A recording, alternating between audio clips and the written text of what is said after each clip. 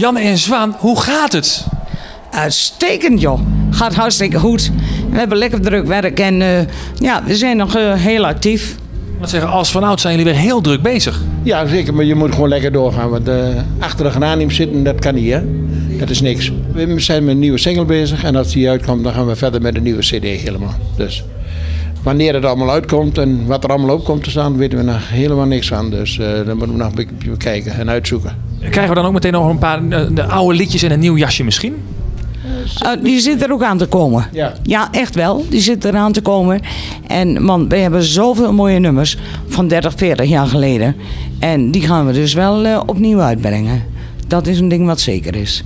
Je ziet steeds meer nieuwe dingen weer terugkomen van jaren 30 terug, zeg maar, 25, 30 jaar of zo.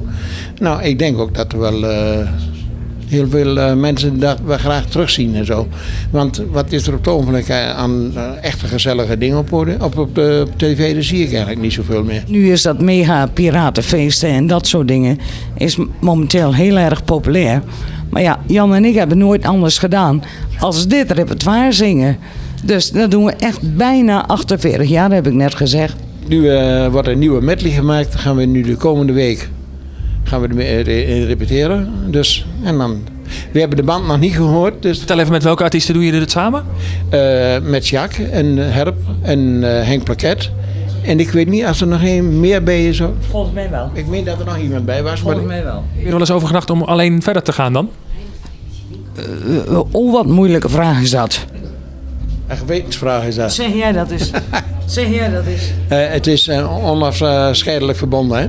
Dus er is niet mogelijk één of de ander niet alleen. Dat kan niet.